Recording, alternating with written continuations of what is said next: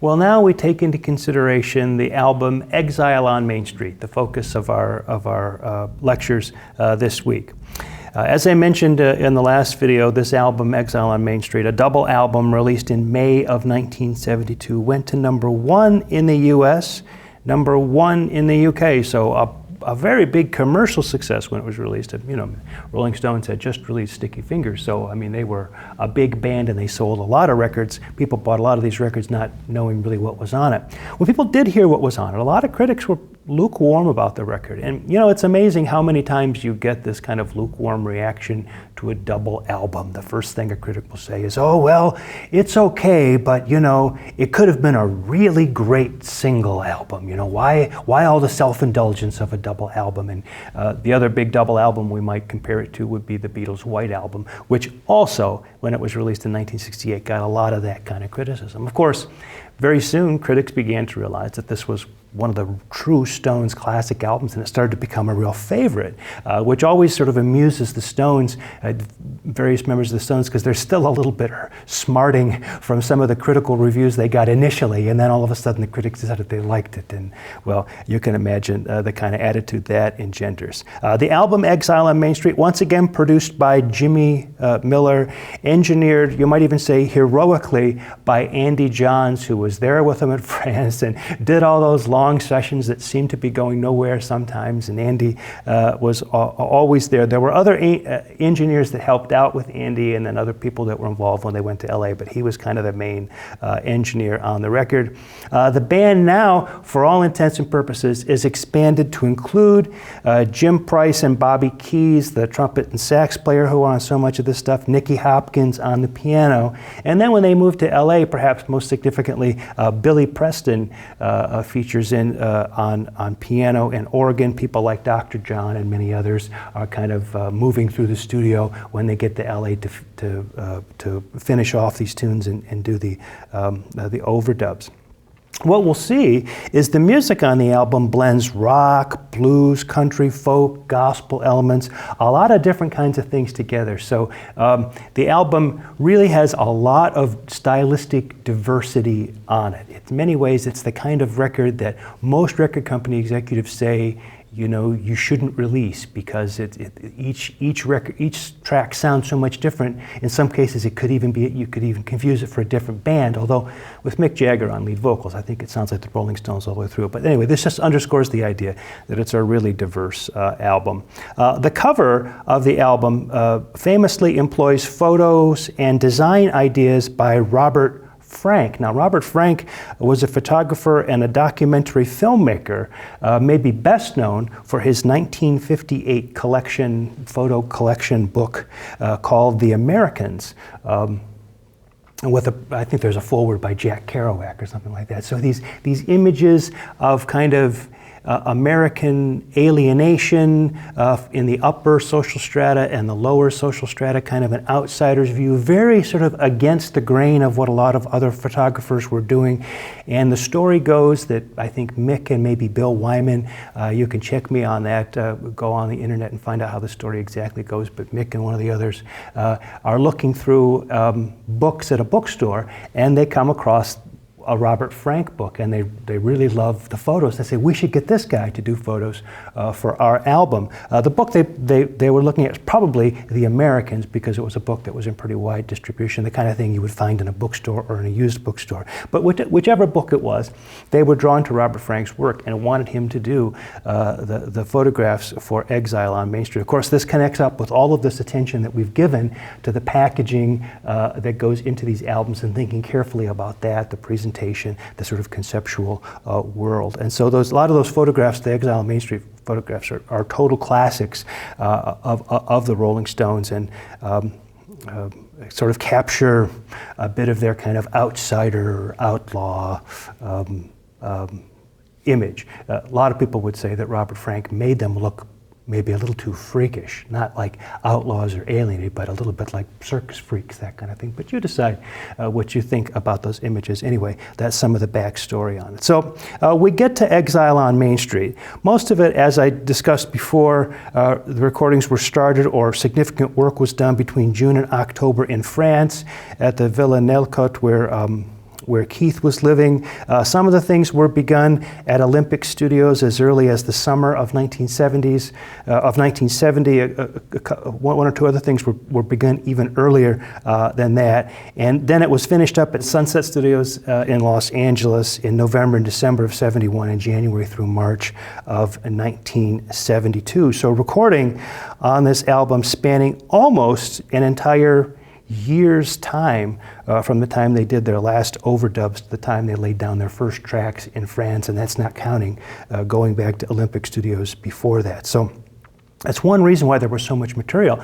And when you see the re-release of it, then there are a bunch of other tracks that they could have used, but they didn't use. So there's even more there that ended up on a double album. So I'm going to go through the tracks that are on the record. This is going to get a little bit listy, I'm sorry, but you'll see these images behind me as they go by. And I'm just going to name off the tracks on the album in the playing order that they go, and say a little bit about each one.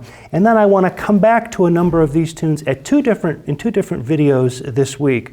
The first one will be a song close-up of songs that appear on sides 1 and 2 of the album, the first record. And then we'll have another video of song close-ups that'll deal with sides 3 and 4. So this will just be the kind of quick once-over of the things that are on this album, identifying some of the stylistic characteristics that have to do with it. The album kicks off with a song called Rocks Off. It's a rocker with a cool bridge effect in the center of the song. It's a song that's refers to sexuality, to drugs, dissatisfaction. Coming back to this dissatisfaction topic that we've talked about so much, it's a song that features the horns. This will be a song close-up coming up. Rip This Joint is a rocker, sort of in the 50s rockabilly tradition. It's kind of got that old school saxophone sound and Chuck Berry-esque lyrics. So this is really them sort of going back to their passion for 50s music and especially Chuck Berry music. Shake Your Hips is a cover version of a Slim Harpo tune. That's one of the ones that was started back in October of 1970. It's a blues cover. It's relatively faithful. Maybe it's a bit rocked up. Then we go on to Casino Boogie. This will be on the song Close-Up. It's kind of an R&B shuffle or kind of soul tune. And we'll talk about the chance lyrics, or what we call in classical music aleatoric lyrics. We'll come back to that in the song Close-Up. Then we get Tumbling Dice, a classic Stones track. It's kind of a gospel-influenced mid-tempo rocker. It's got a kind of guitar-esque lick that's sort of honky-tonk woman-esque, and it's another one that uses horns. That's followed by Sweet Virginia. This is another one that was started earlier than France, back in the summer of 1970. Really a country or Americana folk kind of style here, barroom piano, sax, ragged sing-along chorus kind of thing. But probably the biggest stylistic tag is country. As with Torn and Frayed, which was recorded in France, but then re-recorded when they got to LA. It's a country song, it's a story song, lyrics, steel guitar, so there's a real kind of country connection there. Sweet Black Angel is a song that was started very early, back in 1970, and with some recording done at Stargroves. It has lyrics inspired by Angela Davis, who was an important figure in the 60s counterculture movement, early 70s folk style, and basically a folk style with some kind of what you might call ebonic singing, or the sense that Mick is doing some kind of an early reggae accent or something in the tune. There's maybe a touch of calypso or something in it, but maybe the biggest connection might be to singer-songwriter overall, although the sound is not particularly James Taylor-esque, I suppose. Love and Cup, which also is said to have been re-recorded in LA, is very much a kind of country-tinged mid-tempo ballad. There are horns in this, and the lyrics celebrate simple life. We'll get to that one in a song Close-Up. And then we get to Happy, a real kind of Keith Richards rocker with Keith on vocals, horns, a song that's most often associated with Keith Richards as kind of his iconic track. That will be in a song Close-Up. Turd on the Run, that's kind of an up-tempo blues. The lyrics express anger, rejection. The harmonica is really featured there, so that kind of fits in with the blues thing that the Stones do.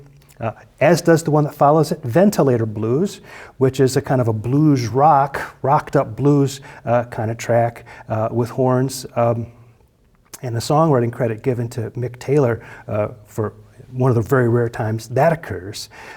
Then we move on to I Just Want to See His Face, and now we're starting to get the really strong kind of gospel influence in the Stones. It's not the most gospel, but there's a kind of gospel influenced kind of musical testimony that happens in this one. The song Let It Loose is kind of interesting. It maybe has some sort of gospel tinges. It's slightly psychedelic in the guitar tone, the Leslie guitar tone that's used there.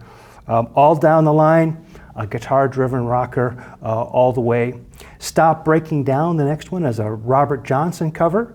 Mick Taylor gets a chance to stretch out on the slide guitar here, and it's kind of a rocked up version of Robert Johnson's acoustic blues original. And this idea of rocking up an acoustic blues thing is something we can take all the way back to the beginning of the Rolling Stones. Shine a Light.